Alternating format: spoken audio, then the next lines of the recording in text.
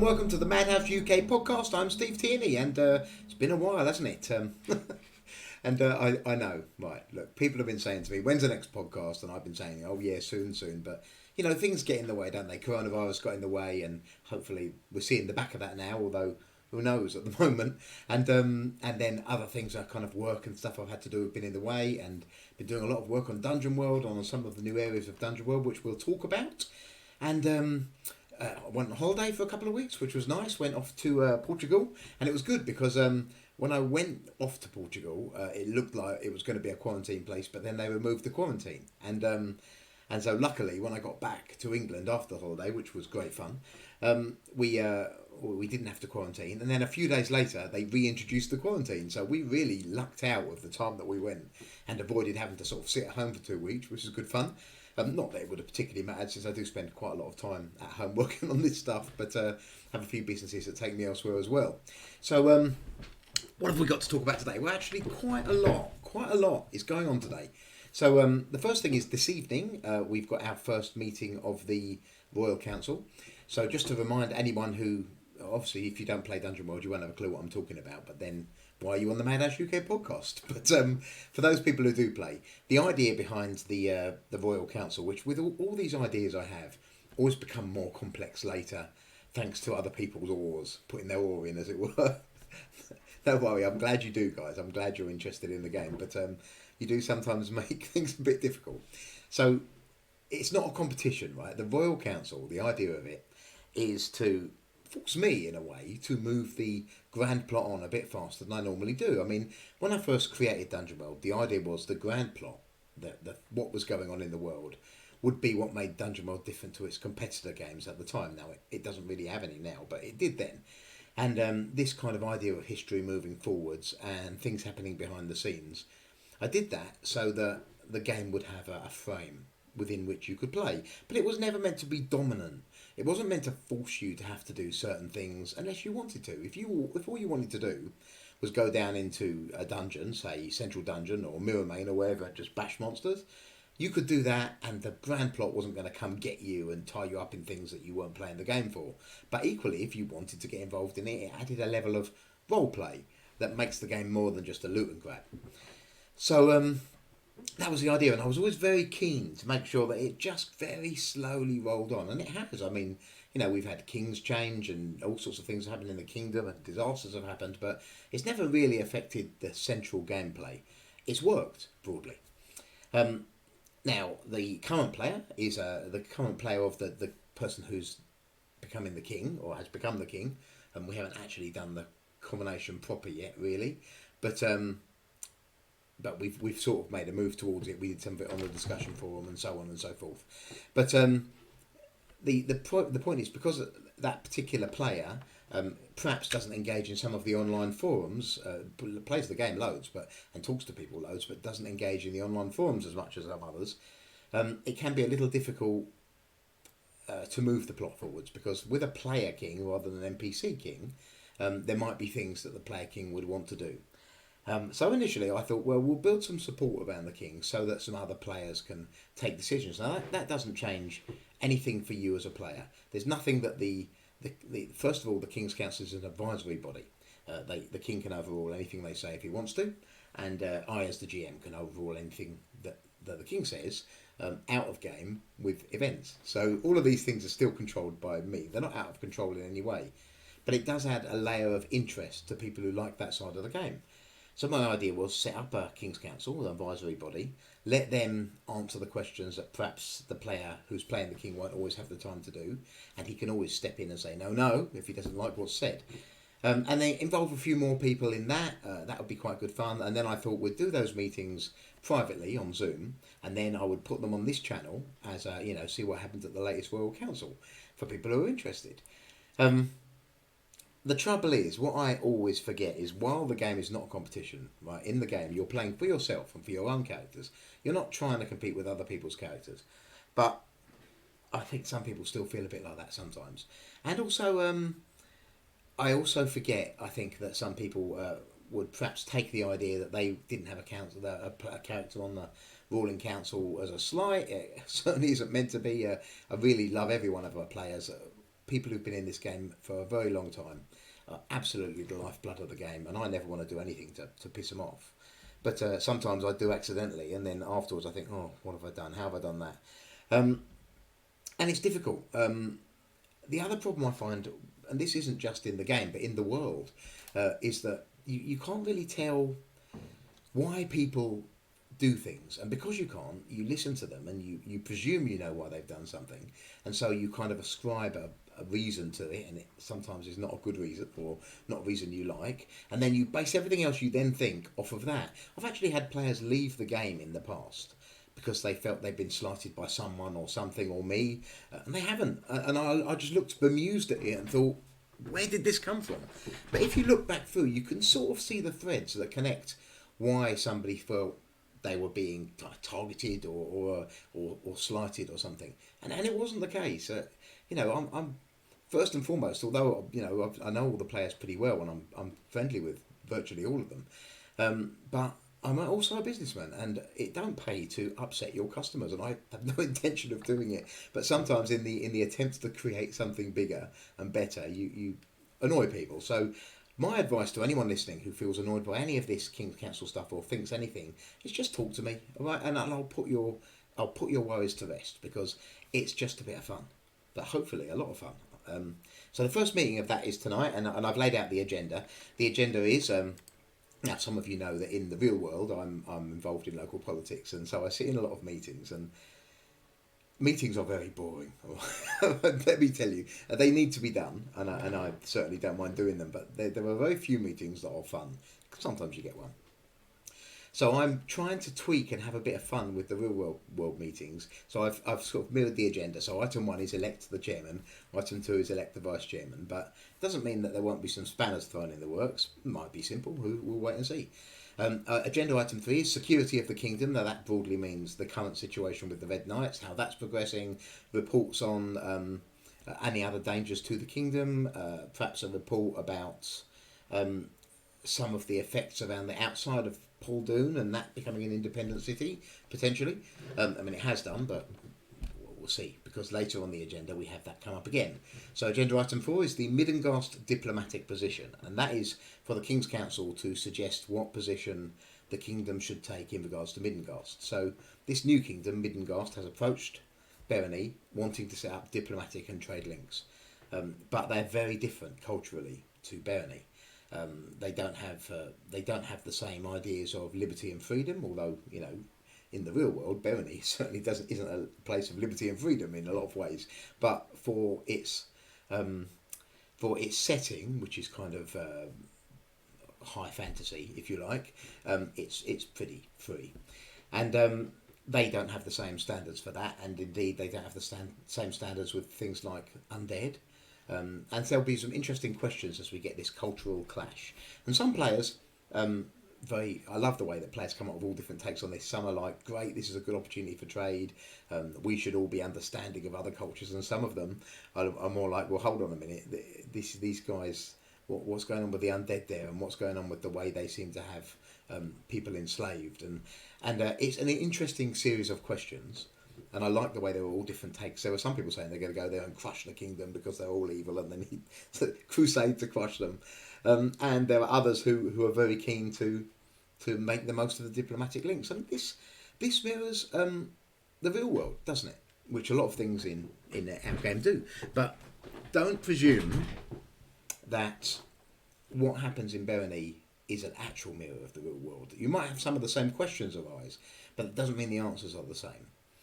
Certainly not for the sort of setting we've got, and certainly not. I'm not copying a situation in another country. I'm reflecting some of the questions that get asked, but I'm not copying a situation. So don't presume what you would do in the real world is what needs to be done here. It isn't always. Sometimes that's very dangerous, and that's the fun of a fantasy game, isn't it?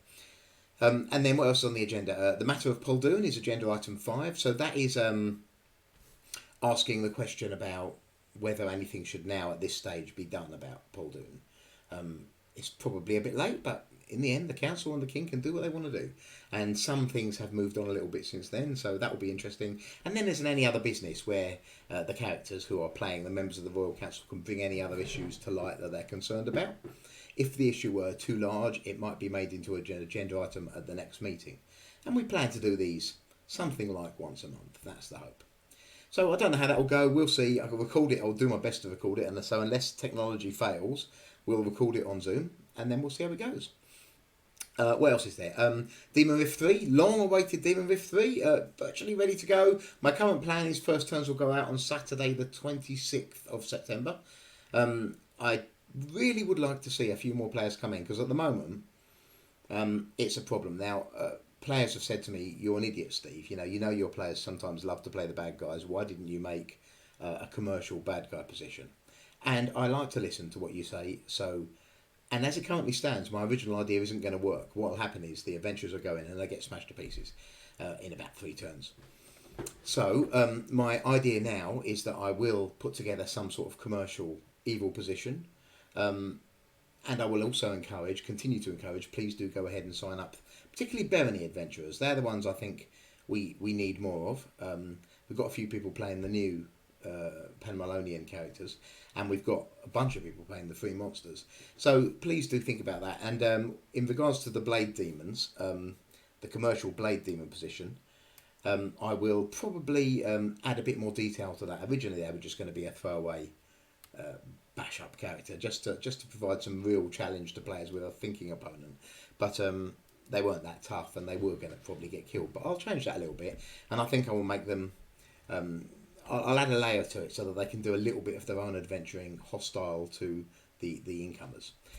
So that's my plan. I'll need a few more days to do that. So we will launch on Saturday. First turns will be out Saturday night next week. What else was there? Let me have a cup of tea. Well, I just think what else I was going to talk about. Oh yeah, I was going to talk about the... just in regards to Daemonrift again. I will also allow you to play a free Blade Demon character as well as a commercial adventurer character. So I wasn't originally saying no to that because I thought it created a conflict of interest, if you like, but I think if you're just playing a free one, there's no reason why you shouldn't also play a commercial adventuring character. But I won't let you play a free commercial and a free enemy character because we've got to make some money. So you can't play everything for free, and I won't let you play both commercial positions either because I do think that then becomes a conflict of interest. You could end up playing one side to help the other, and most players wouldn't do that, but a few power players would do that, and you know who you are.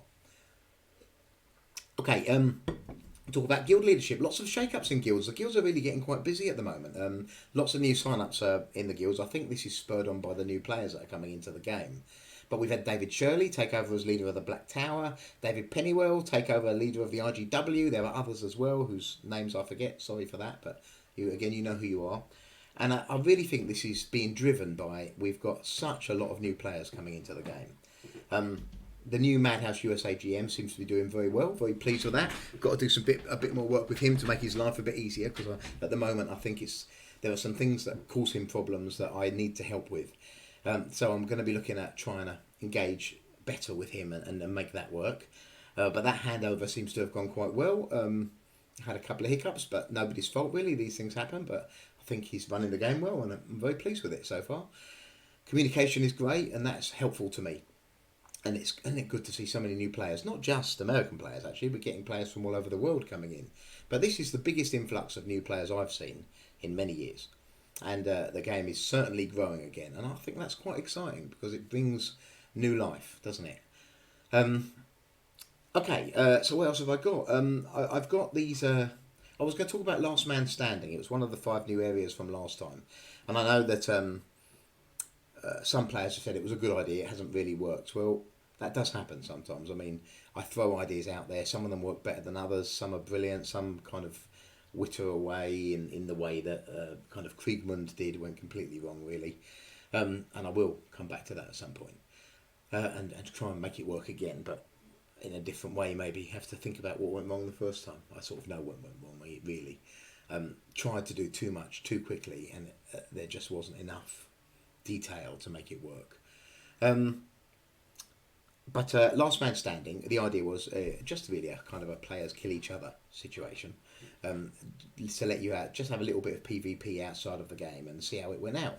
And the gist of it seems to have been, if you got lucky with your loot finds, you were going to win. Difficult really to know how to improve it, but I would absolutely welcome suggestions. If you've got an idea for what would improve it, either send me an email or better still, get on the Facebook group and suggest what you think might improve it. Perhaps we'll do a Last Man Standing 2 with the improvements you suggest included in, so that we can perhaps have a bit more fun with it. Okay, I also said I was going to do 5 new areas. People made suggestions on our Facebook group as to what the 5 new areas should be. I've listened to those suggestions and I've done some of them as best I can. So the 5 new areas are called, the first one is called the Deep Green. And the write-up is to you explore a hidden labyrinth in the Great Forest, locate the elixir of life and discover more about the lost history of the Elven nation. This one is limited to new characters or a maximum of 2 characters per player moved from elsewhere. And this is to prevent the idea of a powerful player kind of putting all their best characters in and swamping the position quickly. So 2 characters per player, not per position, per player from elsewhere can be moved in. You can start as many new characters as you like. And obviously, if you can move there yourself, you can play. The second one is called Pits of Poldoon, the Bleeding.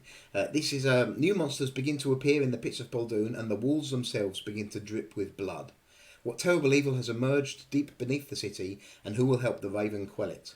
And how does this play into the complex politics of independence in the middle of a kingdom? So, again, this was suggested by players, and I've been meaning to do a bit more with the Pits of Poldoon anyway, because I love the atmosphere in the Pits of Poldoon. It's an interesting place.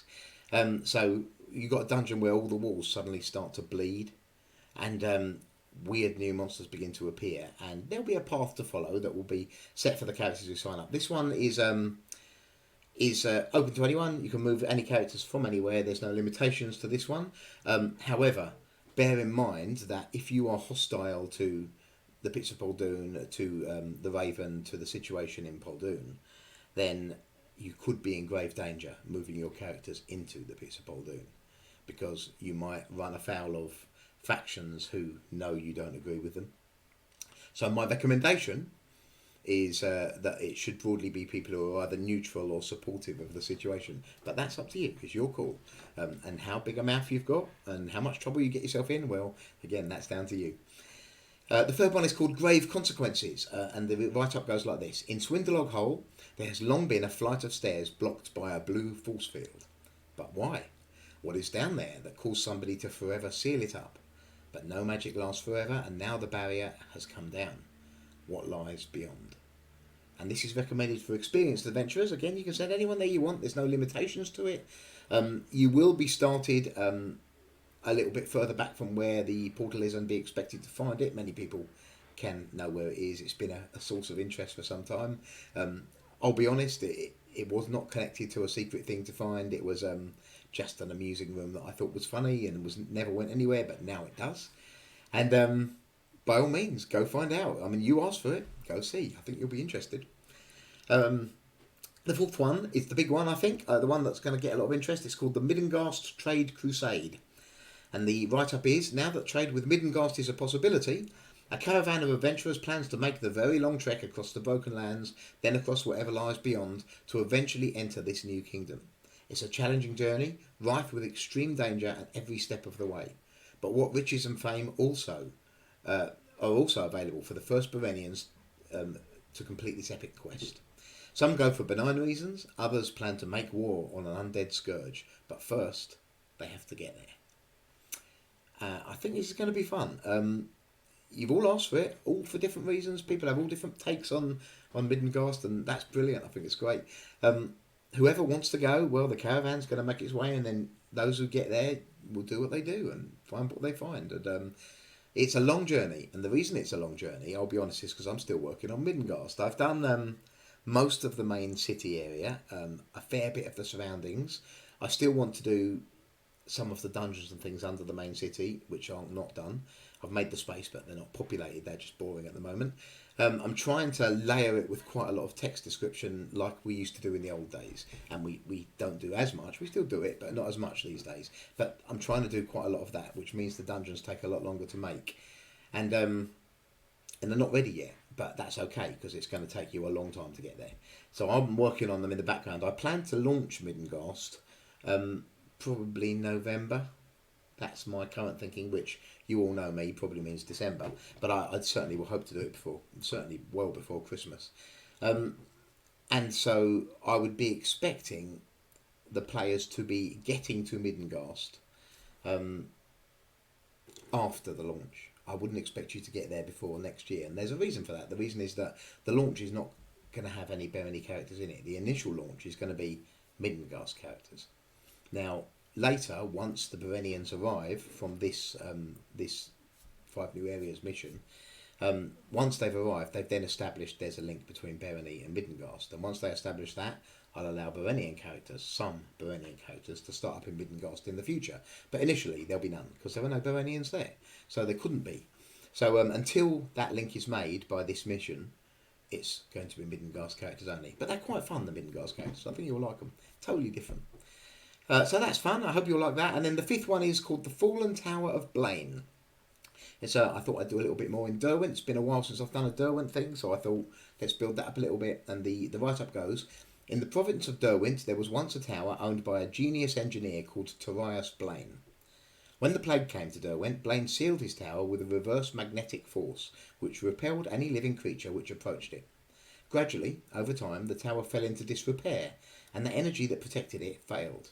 But no sign of life can be detected from within. Adventurers are growing curious. Now this one is limited to new Steamworks positions, so you can start a new Steamworks position and say start it at the tower and you'll start at the starting location. You can transfer characters who are already in Derwent to this position if you want to. Or you can transfer characters from anywhere at a maximum of one character per player. Obviously not Land of the Dead, but anywhere else.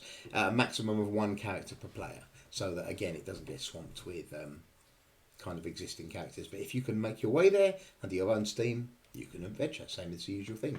So that's your 5 New Areas. I think they're quite interesting. I hope you'll find them interesting. A lot of the old ones are starting to draw to a close now, so it was time to start a new bunch. And I think that gives us plenty to do. So what else is there? The game, I'll be starting the close. Today is the deadline. I think it's today or it might be tomorrow. Whichever day it is anyway. Whichever day is the deadline, there'll be no more turns accepted after that. We are pretty much ready to run it at a good time. Takes a couple of days to run as usual, so I would guess turns out probably Wednesday night. Something like that. I think that's where we are. Hopefully you've enjoyed the podcast. See some of you tonight at the Royal Council meeting if you're in the Royal Council. Otherwise, talk soon. I hope you have a great time and talk to you again. Bye.